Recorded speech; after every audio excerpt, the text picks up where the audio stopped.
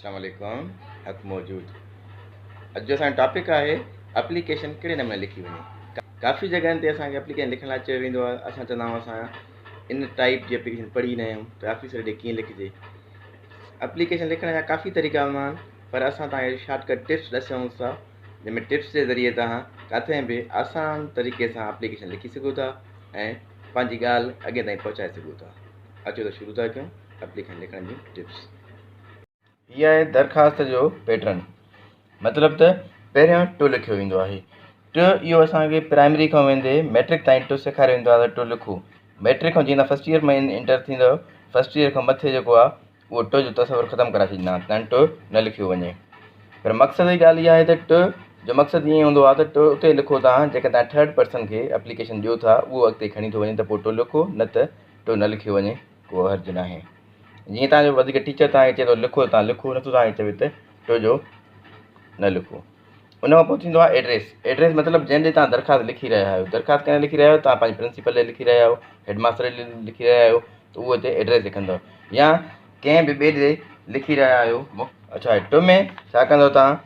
Two में to the manager NBP main branch Sukkur, to the sub division officer SEPCO old Sukkur. मतिलबु त जंहिंजे तव्हां एप्लीकेशन लिखी रहिया आहियो उन जी डेज़िनेशन ऐं उन ऑफिस जी एड्रेस जेका हूंदी आहे। The chairman office supplies Karachi, the chairman union council phase 8 Sukkur. मतिलबु जंहिंजे बि तव्हां दरख़्वास्त लिखी रहिया आहियो उहो मथां हुनजी एड्रेस यानी मतिलबु हीअं लिखंदो, हीअं लिखो आहे टू खां पोइ। अहिड़ी तरीक़े सां पोइ लिखंदव सब्जेक्ट। सब्जेक्ट में छा आहे? सब्जेक्ट में मौज़ू लिखंदव। तव्हांखे छा आहे, हिकु ॾींहं जी मोकल खपे थी, स्कूल जी मोकल खपे थी, रिक्वेस्ट फॉर 1 डे लीव, या का शइ तव्हांखे ॿी कुझु अहिड़ी खपे थी त हुन में तव्हां मौज़ू ॾींदव।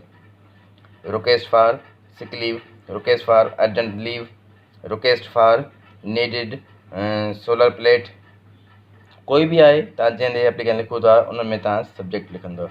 उन खां पोइ रिस्पेक्टेड सर या मैडम, जेको जंहिंजे तव्हां लिखी रहियो आहे उहो सर आहे या मैडम आहे, मेल आहे फीमेल आहे। उन खां पोइ लिखंदव ऑब्जेक्ट। ऑब्जेक्ट छा हूंदो आहे? तव्हां पंहिंजे मक़सद जी ॻाल्हि कंदव, जेको तव्हांजो मक़सदु आहे। मतिलबु त with due respect it is state that today I am not feeling well so I cannot come to school. Kindly grant me 1 day leave, so I shall be very thankful to you. Regards are yours obediently XYZ. इहो simple असांखे तरीक़ेकार application लिखण जो। हुन खां पोइ असां छा कंदासीं? असां वटि कुझु एप्लीकेशन मॉडल तयारु कया आहियूं, त अहिड़ी तरीक़े सां हिन मॉडल खे साम्हूं रखी करे छा कंदासीं असां? हीअ एप्लीकेशन थी वई। To the manager national bank of Pakistan main branch Sukkur. Subject request for 1 day leave. Respected sir, with due respect, I want to say that today I am not feeling well, so kindly grant me 1 day leave on dated 31st March 2020. So I shall be very thankful to you. Regards, Salim Ahmed, GBO, National Bank of Pakistan, Main Branch Sakhar.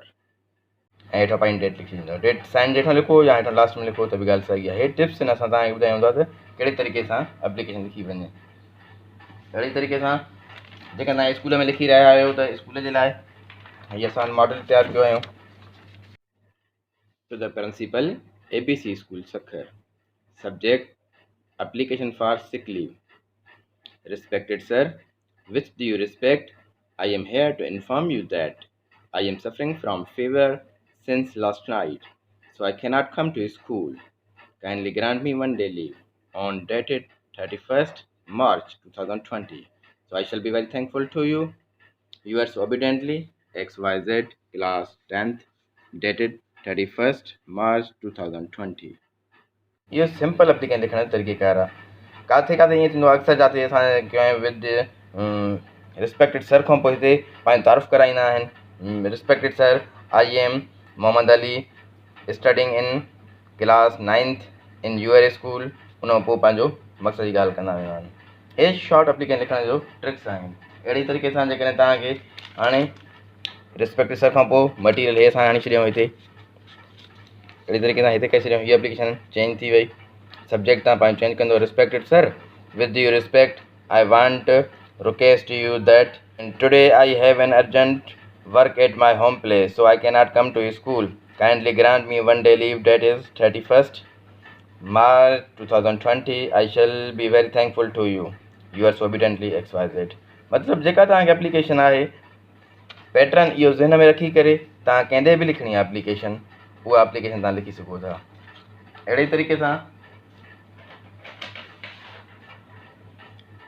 हाणे तव्हां कंहिंदे बि लिखो, कंहिं बि office ॾे लिखो, मक़सदु मथां तव्हां पंहिंजो टोखो शुरू स्टार्ट कठो, उन खां पोइ जंहिं लिखो था उनजो डेज़िनेशन ऐं जेका हुनजी ऑफिस जी एड्रेस आहे उहा लिखी करे पोइ सब्जेक्ट में पंहिंजो मौज़ू लिखंदव। मौज़ूअ में वाज़े रखंदव तव्हांखे कहिड़ी शइ घुरिबल आहे, मतिलबु लीव घुरिबल आहे, 15 ॾींहं जी लीव आहे, 2 ॾींहं जी लीव आहे, पंहिंजे चाइल्ड जे लाइ लीव था वठो त उन में बि तव्हां लिखी सघो था। उन खां पोइ रिस्पेक्टेड सर, उन खां पोइ मटीरियल लिखण जा काफ़ी स्टेप्स हूंदा आहिनि, काफ़ी तरीक़ा आहिनि, जेको तव्हांखे बहितर लॻे। हे हो असांजो आसान तरीक़ो एप्लीकेशन लिखण जे लाइ।